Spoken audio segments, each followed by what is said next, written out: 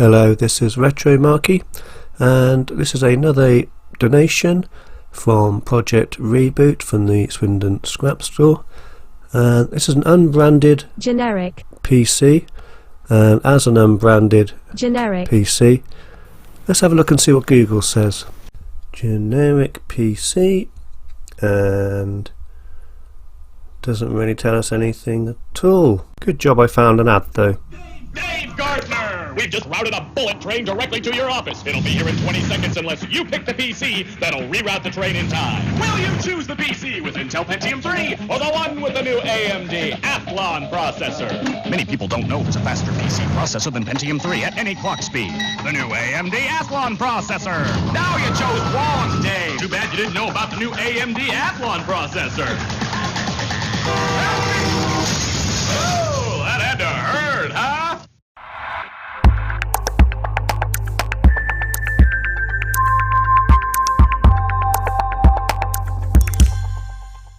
Well, luckily I did actually manage to find a tech sheet. So it's an AMD Duron 1200 MHz with a bus speed of 200 MHz, a socket A, brackets 462. It has 64K code and 64K data cache 1 and level 2 cache 64 also. Features such as MMX instructions and 3D Now. Vertical core 1.75 volts and runs around 50 watts. And looks like it came out around middle of 2002. So that gives us some idea what we're working with here. So let's get back to the machine itself. So got my toothbrush ready as needed. It's a rather nice looking machine. We have a power switch and reset, and below we have the usual lights, and we have the floppy drive here and a couple of CD-ROM drives and a lack of badging there. Turning to the back, we've got two power connectors so you can connect the monitor and the PC at the same time. Here's the fan underneath and our usual ports, PS2 mouse and keyboard. We do have a couple of USB slots, Ethernet, some parallel and serial, and a video slot. Below we have the audio ports plus joystick, and here we have an Ethernet or modem card, I think that is. Let's get out our baby wipes and give this thing a bit of a scrub. There's some stickers on the back there. Now I don't remove them completely in this video, I'll do that after I've finished. Just want to give the ports a bit of a clean, give the whole thing a clean up. Obviously if you're working on an old machine you don't want to feel all grubby and disgusting.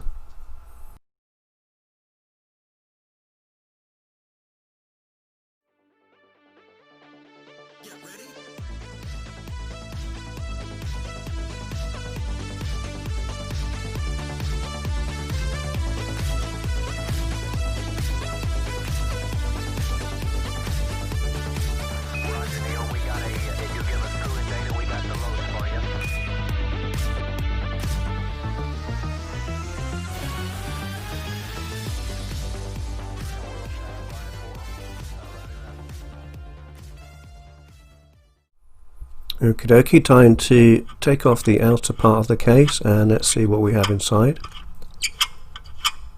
So we've got 4 screws.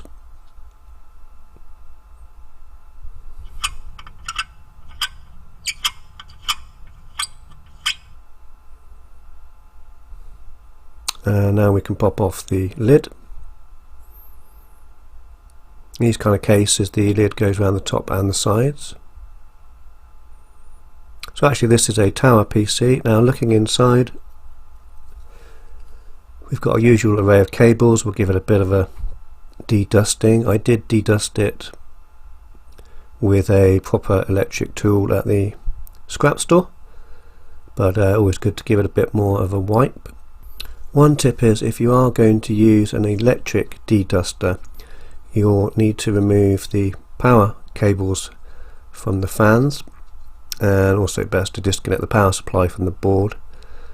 Now these de-dusting electric machines do run rather powerfully, and that can cause some current to go back into the board or the CPU and cause damage, so that's why we remove those. And here's the memory module from inside, which is a single module, 133. One little tip is it's always good after your PC's been travelling to check the memory modules are seated correctly. Okie dokie, so let's get down to powering on the machine. Before we do that though, of course we need to look at some of the voltages to make sure everything's okay. So I'm just going to check we've got our 5 volt and 12 volt positive rails with the multimeter. Let's put some power to the power supply and power on. Okay, and we have 5.2. It's a little bit higher than perfect, but it shouldn't be a problem at all. And I'll do the same thing with the 12 volt rail. Popping the probes into the Molex collector.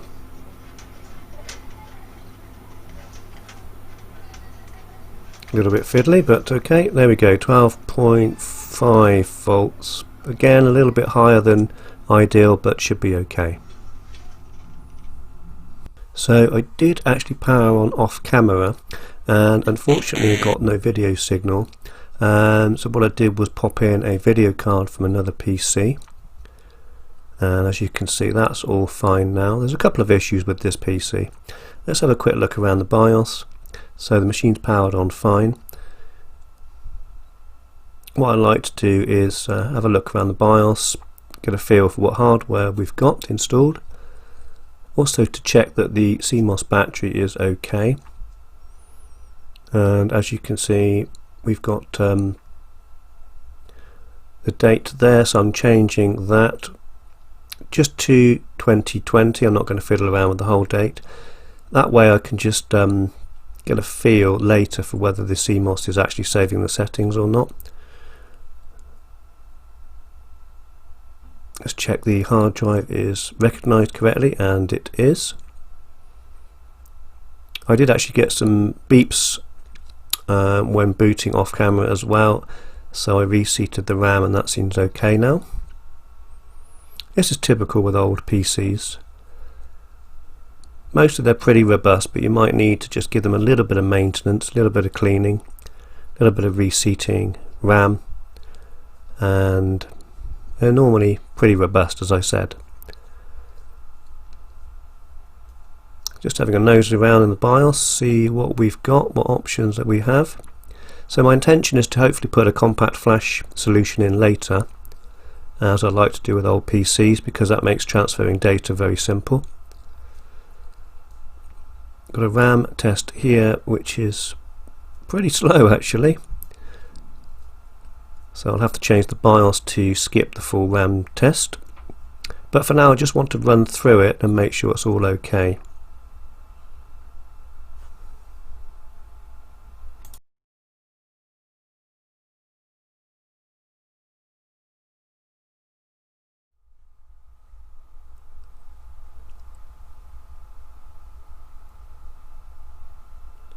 Okie dokie, so everything looks good and we're booting to Windows 98 by the looks of it.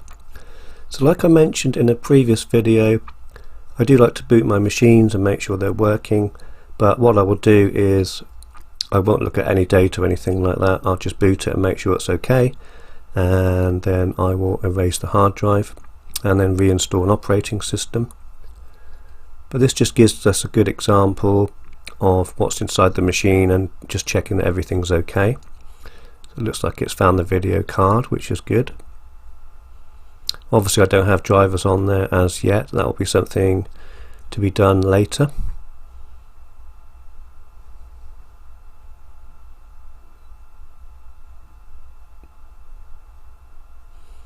Okay, so first thing I'll do is put DOS on here, because it's easy with DOS to erase the hard drive and get the machine back to kind of factory original settings.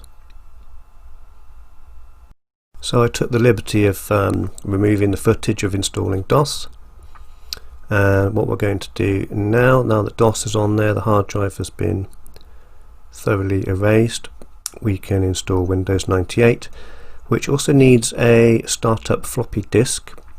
So I've ran the floppy disk, and basically the floppy disk will install basic drivers for things like the CD-ROM devices, which obviously you're going to need to install Windows 98 from the original CD. So basically the software, as you can see, scans all the buses, finds out what hardware we've got, loads new drivers, and after that we should be good to go.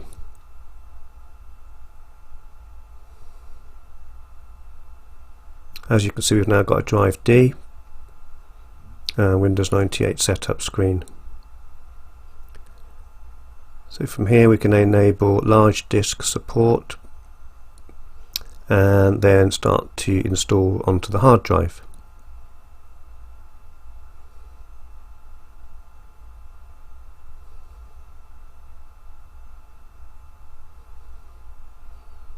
All of this of course takes a number of reboots and quite a bit of time. Probably took me 2 or 3 hours to get this PC up to working with the operating system, and 4 or 5 to do the entire refurbishment, more or less.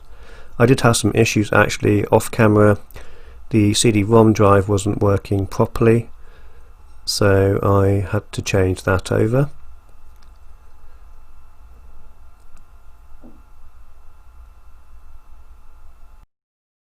So if you're wondering why I'm installing Windows 98 in this particular machine, it's because 9 times out of 10 I like to bring the machine back to the way it would have been originally made and sold, and in this case Windows 98 was the operating system it came with.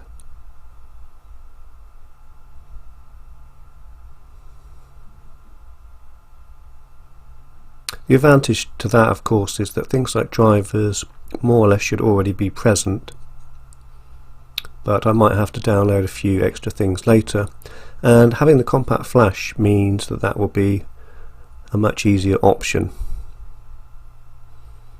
So we'll just sit through the setup procedure here and go for a typical installation. I'm not going to make you sit through the whole thing, don't worry. It does take around 30 to 40 minutes I would say on a mechanical hard drive.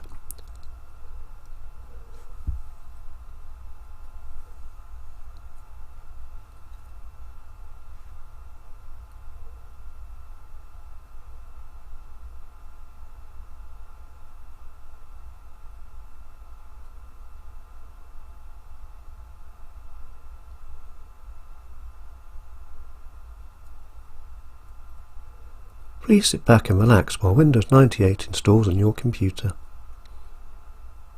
I will, thank you.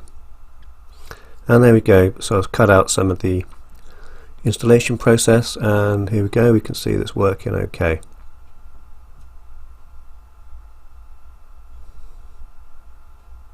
Let's have a look at the control panel, have a dig around and see what we've got.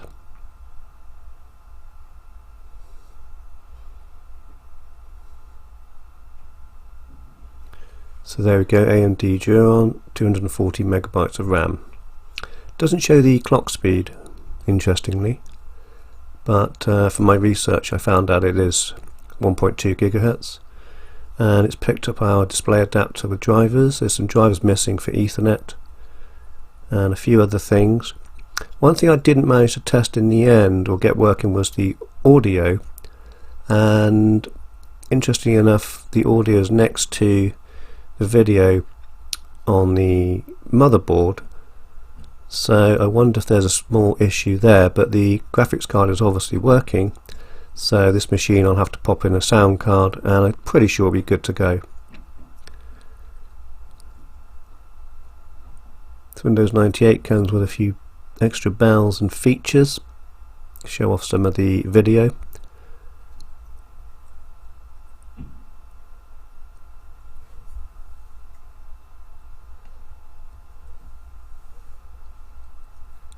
I've never actually dug around in here before. This is more just like demonstration and show some of the software you can get for it. Nothing very interesting, to be honest, but good to see the machine's working, and it gives you an idea of how it's going to perform as well. Ooh, productivity. Yeah, sod that. I want games, man. Wow. Probably quite impressive for back in the day.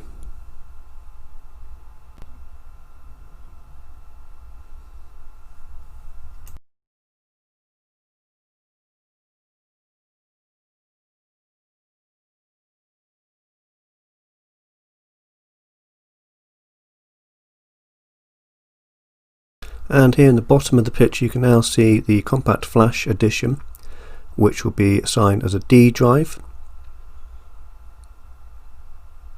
Just checking in the BIOS, we can see primary slave. So the BIOS has actually picked up all the settings itself, which is very nice indeed.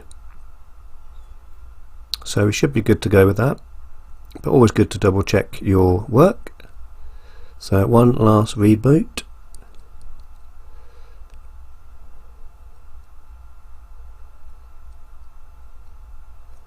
And pretty much now the machine is ready. I may or may not sell it with an audio card. I probably will pop in an audio card. It will help to sell it for Project Reboot. It's a nice looking machine.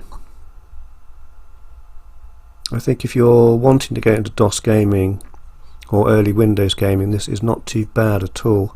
The processor's pretty fast, in fact, and the machine is operating very well. The boot time is incredibly quick, surprisingly.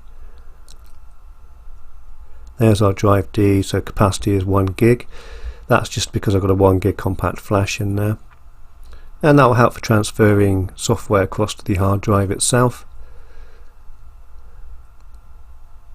And there we go, that's pretty much all I need to do operating system wise.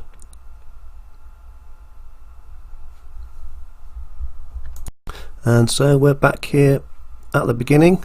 So basically what I've done with this machine is reseated the RAM chips, given it a good cleanup, changed the faulty CD-ROM drive, and because of the video issue that I had off camera, I popped in a Matrox 64 megabyte card.